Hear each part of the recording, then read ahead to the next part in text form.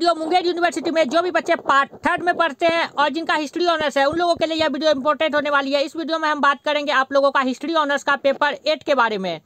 History honours का paper 8 के बारे में तो इस वीडियो में हम बात करेंगे पेपर 8 का एक क्वेश्चन है आप लोगों का मेजी पुनर्स्थापना से संबंधित, जो कि जापान से के इतिहास से संबंधित है। तो उसी के बारे में डिस्कस करेंगे। सब्जेक्टिव का आंसर है, इसको किस प्रकार से आप लोगों को लिखना है और कैसे कैसे पॉइंट देना है उसके बारे में डिस्कस करेंगे। तो चलिए वीडियो शुरू करते हैं। Munger university part 3 history honours paper 8 का मेजी पुनर्स्थापना का यह सब्जेक्टिव का आंसर देख लीजिए। इस प्रकार से कुछ क्वेश्चन है। जापान में मेजी पुनर्स्थापना के प्रमुख कारणों एवं महत्व का वर्णन कीजिए। तो इसमें देख लीजिए, सबसे पहले आप लोगों को क्वेश्चन समझा देते हैं। मेजी का अर्थ होता है एक उपाधि, जैसे कि किसी को उपाधि दे दिया जाता है, जैसे कि सचिन तेंदुलकर को मास्टर ब्लास्टर कहा जाता है तो यह उनको उपाधि दे दिया गया मास्टर ब्लास्टर। महात्मा गांधी को बापू कहा जाता है तो वो उनको उपाधि दे दिया। उसी तरह जापान में जो सम्राट रहते थे उनको मेजी का उपाधि दिया जाता था। और पुनर्स्थापना का मतलब है कि फिर से स्थापना करना, तो वही है जापान में मेजी पुनर्स्थापना के प्रमुख कारणों का वर्णन कीजिए। अब देखिए इसमें क्या होता है। इसमें होता इस प्रकार है कि जापान में जो है ना सबसे पहले तो शासन था राजा के पास ही, लेकिन राजा से जो है यह शासन चल गया सैनिकों के पास या फिर मंत्री के पास, इन सब के पास चल गया, जिसे जो है ना तोकुगावा शोगुन कहते थे। आप लोगों ने पढ़ा होगा जापान का ऑब्जेक्टिव के बारे में कि उसमें जापान के शासक को कहा जाता था तो शोगुन कहा जाता था, जापान के शासक को कहा जाता था। लेकिन मेजी जो है ये जापान के सम्राट की उपाधि थी और शोगुन उसके शासक को कहा जाता था, जो कि शासक वास्तव में नहीं थी, वह जो थी सैनिक या फिर मंत्री कह सकते हैं। वो उसने राजा के अधिकारों को अपना अधीन कर लिया था, इसमें यही कहा गया है। और मेजी पुनर्स्थापना का अर्थ होता है कि शासन के शक्ति का हस्तांतरण। पहले शोगुन के पास सत्ता था तो फिर अब जो है राजा के पास सत्ता हो जाएगा। बस इसी इतना ही लाइन्स में आप लोगों का पूरा बन गया क्या कि मेजी एक प्रकार की उपाधि थी, मतलब कि उपाधि ही थी। और इसमें जो है शासन का स्थानांतरण हुआ। किसका स्थानांतरण हुआ? शासन का। पहले जो शोगुन को शासन दिया जाता था अब वह शासन चला गया राजा के पास, अर्थात मंत्री से हट के ये सारा शक्ति राजा के पास चला गया। तो आप देखते हैं कि क्या लिखा गया लैंग्वेज में। मेजी पुनर्स्थापना का तात्पर्य शासक के शक्ति की पुनर्स्थापना से है। वही इसको अच्छे लैंग्वेज में आप लोगों को बताया गया कि शासक की शक्ति की पुनर्स्थापना से है।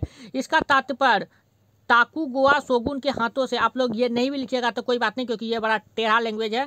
शोगुन तो आप लोगों को याद ही हो गया होगा, ऑब्जेक्टिव जब आप लोग याद कर रहे होंगे तो शोगुन याद हो गया होगा। तो इसका लिखिएगा, इसका तात्पर्य शोगुन के हाथों से शक्ति का स्थानांतरण शासक के हाथों शासक के हाथों में चले जाने से है। ये लिख दीजिएगा ताकि लैंग्वेज अच्छे से बैठे। वास्तव में मेजी एक जापान की उपाधि है, जापान के सम्राट की उपाधि है, जिसे जापान के शासकों द्वारा ग्रहण किया जाता है 1768 ईस्वी में। और देखिए ये मेजी पुनर्स्थापना का समय जो है 1768 ईस्वी है। एक दो को आप लोग इस भी याद रखिएगा ताकि आप लोग को काम आए।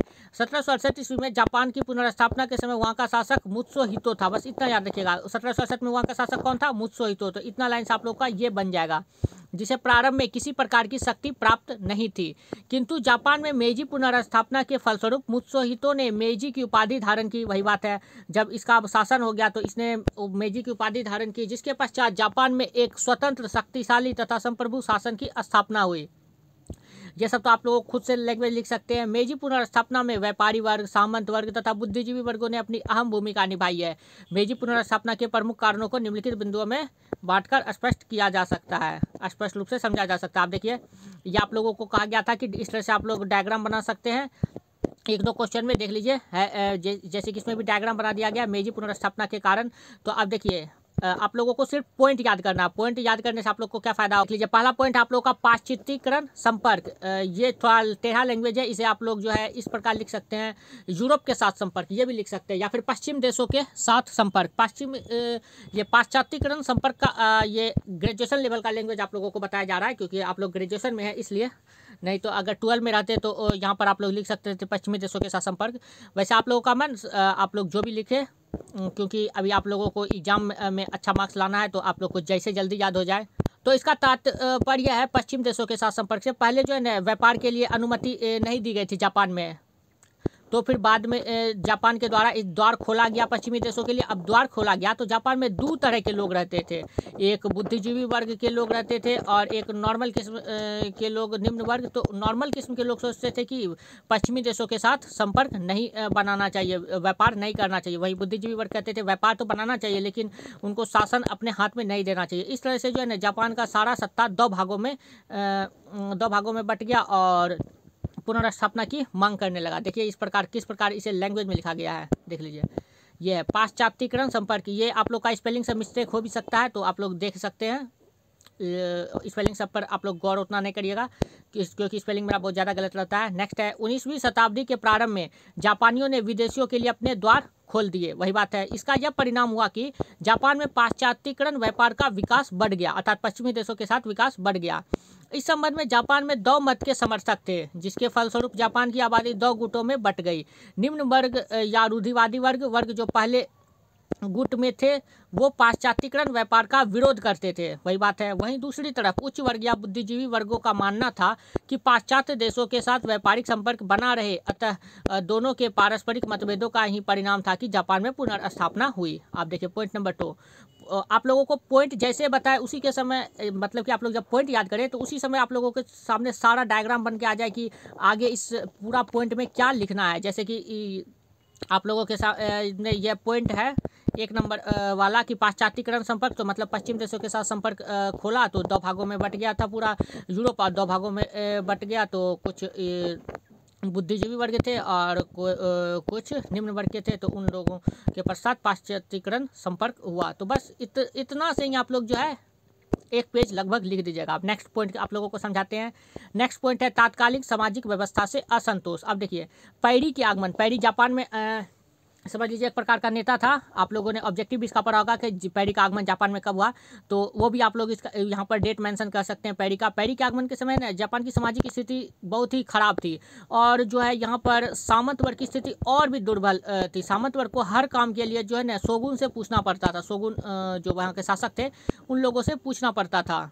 यहाँ तक कि एक प्रथा थी कि 2 साल में 4 माह के लिए शोगुन के राजधानी में सामंत लोगों को रहना पड़ता था और शोगुन की राजधानी ये 2 थी। बस इतना ही आप लोगों को समझ जाना है कि तात्कालिक सामाजिक व्यवस्था में क्या हो गया। तो इसमें जो है सामंत लोगों को प्रतिष्ठा नहीं दी गई, 2 साल में 4 माह के लिए उसको जाना पड़ता था। आप देखिए इसे लैंग्वेज के रूप में किस प्रकार लिखे हैं। पैरी के आगमन के समय जापान की सामाजिक स्थिति अच्छी नहीं थी। जापान में सभी वर्गों के लोग असंतुष्ट थे।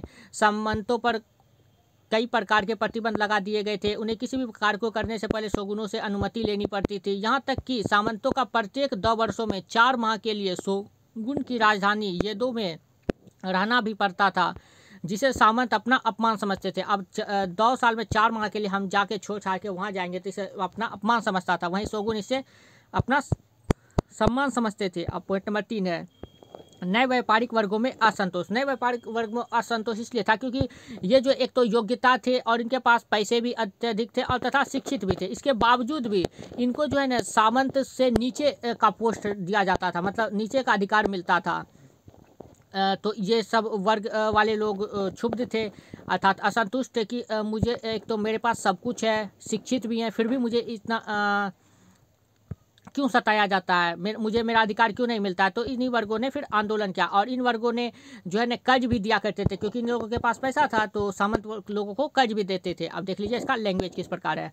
व्यापारिक वर्ग शिक्षित के साथ साथ योग्य एवं कुशल शासक भी थे। सामंतों को जरूरत के समय इन वर्गों के द्वारा कर्ज भी दिए जाते थे, किंतु इसके बावजूद समाज में इन वर्गों की स्थिति अत्यंत ही शोचनीय थी। इन्हें सामंतों से नीचे स्थान दिया जाता था। अतः वर्तमान शोगुन शासक को समाप्त कर ही इन वर्गों को अपने अधिकार मिल सकते थे। तो शोगुन शासक को जब तक नहीं हटेगा अर्थात पुनर्स्थापना नहीं होगी तब तक इन लोगों को अधिकार नहीं मिल सकता था। नेक्स्ट है आप लोगों का पॉइंट बुद्धिजीवी वर्ग का प्रभाव। तो ये बुद्धिजीवी वर्गों ने है ना सम्राट के प्रति आस्था करने का आह्वान किया और बुद्धिजीवी वर्ग सम्राट के प्रति भक्ति और आदर करते थे और इन्होंने एक बुक की रचना की थी जिनका नाम था डायमेगन सी नामक एक बुक की रचना की जो कि जापान का धार्मिक ग्रंथ बन गया। इसमें इन्होंने वर्णन किया कि किस प्रकार से शोगुन ने सम्राट के सारे शक्ति को अपने अधीन कर लिया है। तो फिर जापान इससे प्रभावित हुई इस बुक को पढ़कर, और वो फिर शोगुन के शासक के विरुद्ध हो गई और जापान में फिर पुनर्स्थापना हो गई। तो इसी को आप देख लेते हैं लैंग्वेज के बारे में। बस आप लोग को मेन ये पॉइंट याद कर लिए, पॉइंट के बारे में आप लोग पढ़ लिए, पॉइंट से आप लोगों को क्या हो गया, बुद्धिजीवी वर्ग का प्रभाव। तो बुद्धिजीवी वर्ग ने एक बुक लिखा था जिससे सब जनता प्रभावित हो गई और उन्होंने फिर पुनर्स्थापना कर दिया, बात खत्म। इतना पढ़ लिए, बाकी आप लोगों को खुद से लैंग्वेज लिख देना है। तो देखिए क्या लिखना है। शोगुन शासक को समाप्त करने में बुद्धिजीवी वर्गों ने अपनी अहम भूमिका निभाई। उन्होंने लोगों में शासक के प्रति सम्मान एवं भक्ति के भाव जागृत किए। इन वर्गों ने दाय मेगनसी नामक एक धार्मिक पुस्तक की रचना की, जिन्होंने इसमें बताया कि किस प्रकार शोगुन शासकों ने सम्राट से शक्ति को अपने अधिकार में कर लिया। और भी आप लोग अगर लाइन लिखना चाहते हैं तो लिख सकते हैं, मेरे पास टाइम नहीं था और पेज भी खत्म हो रहे थे, इसलिए यहाँ पर ऑनलाइन नहीं जोड़ा। यहाँ पर आप लिख सकते हैं, इन्हीं सभी कारणों के परिणाम स्वरूप जापान में पुनर्स्थापना हुई। अब नेक्स्ट है पॉइंट नंबर 5, विदेशी भावनाओं के विरुद्ध विचारों में वृद्धि।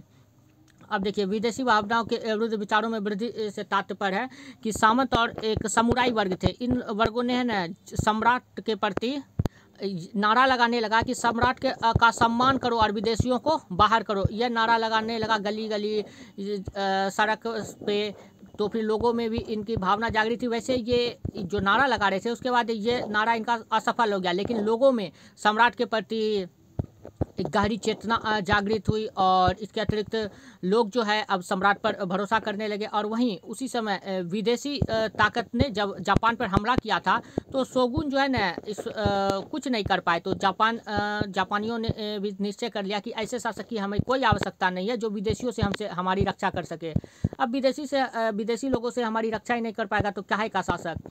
अब किन्हीं की पत्नी का कोई पति है, वो उनकी रक्षा ही नहीं कर पाएगा तो वो काहे का पति कहलाने के लायक ही नहीं है। तो बस वही बात है कि शासक जब मेरी देश की रक्षा ही नहीं कर पाएगा तो तुमको शासक कहलाने का कोई हक ही नहीं है। नेक्स्ट है वही, इसका पॉइंट आप देखिए किस प्रकार लिखा गया है। सामंत तथा समुराई वर्गों ने लोगों में सम्राट के प्रति निष्ठा एवं विदेशियों को बाहर करने का आह्वान किया। जनता भी वर्तमान शोगुन शासक से त्रस्त थी, अतः उन्होंने शोगुन शासक के साथ साथ विदेशियों के भी शासन को समाप्त कर दिया। आप लोग यहाँ पर ऑनलाइन लिख सकते थे, जो मैंने आप लोगों को बताया कि जनता ऐसे शासक को नहीं चाहती थी जो उनके देश की रक्षा ना कर सके। ये सब लाइन भी लिख सकते हैं, लेकिन मैंने इसलिए नहीं लिखा क्योंकि मेरा 7वां पेज जल्दी चला जाता, इसलिए। आप देख लीजिए, एक पॉइंट मैंने गायब कर दिया होगा। देख लीजिए यहाँ पर 5 पॉइंट ही है, जबकि मैंने यहाँ पर 6 पॉइंट दिया था। देख लीजिए, ये आप लोगों को नहीं बताया गया। शोगुन की निर्बलता 5वां पॉइंट का मैंने 6ठा पॉइंट में लिख दिया था, उससे कोई बात नहीं। आप लोग देखिए, आप इसका डील आप लोगों को कर देते हैं। शोगुन की निर्बलता, अगर आप लोग के पास टाइम रहेगा या फिर पेज रहेगा, आप लोग छोटा छोटा लिखेंगे तो आप लोग के पास अगर बच जाएगा तो बताते हैं शोगुन की निर्बलता में क्या है। शोगुन की निर्बलता में है कि विदेशियों ने जो है ना संधि करना प्रारंभ कर दिया चीन जापान के साथ। तो अब संधि करने के लिए ना शोगुन बोल रहा था कि आपको अनुमति लेना पड़ेगा सम्राट के पास। तो फिर और सामंत भी पहले से ही सम्राट का इज्जत करता था। तो फिर विदेशी सब सोचने लगे काहे का तुम शासक है, तुमको तो कोई अधिकार ही नहीं है। तो बस इन्हीं सभी कारणों के कारण शोगुन की धीरे धीरे जो है वैल्यू घटने लगा और फिर जापान में मेजी पुनर्स्थापना हो गया। आप देख लीजिए, अब आ जाते हैं हम फिर वहीं पे जहाँ पर थे। तो यहाँ पर थे मेजी पुनर्स्थापना के प्रभाव। देखिए, मेजी पुनर्स्थापना का प्रभाव, और आप लोगों को इसका पीडीएफ टेलीग्राम चैनल पे प्रोवाइड करा दिया जाएगा। टेलीग्राम चैनल पर इसका पीडीएफ आप लोगों को 5 जनवरी 2023 को 7 बजे से 10 बजे के बीच पीएम में किसी भी टाइम प्रोवाइड करा दिया जाएगा। तो चलिए आप देखते हैं।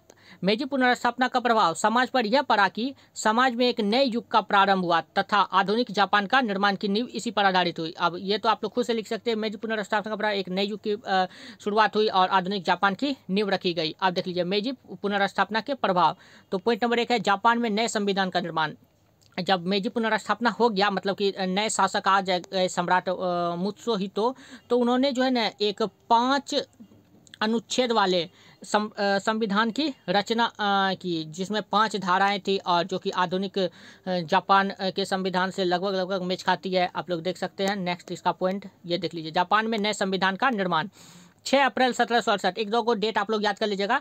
6 अप्रैल 1768 ईस्वी को जापानी सम्राट मुत्सुहितो ने जापान के 5 अनुच्छेदों वाले संविधान को प्रस्तुत किया। मुत्सुहितो की इस पंच विधान में 5 धाराएं थी जो आधुनिक जापान के संविधान की आधारशिला है। आप देख लीजिए पॉइंट नंबर 2। पॉइंट नंबर 2 है सामंतों का उदय। सामंतों का उदय में क्या हुआ? सामुराई वर्ग एवं सामंतों ने जापान में पुनर्स्थापना की।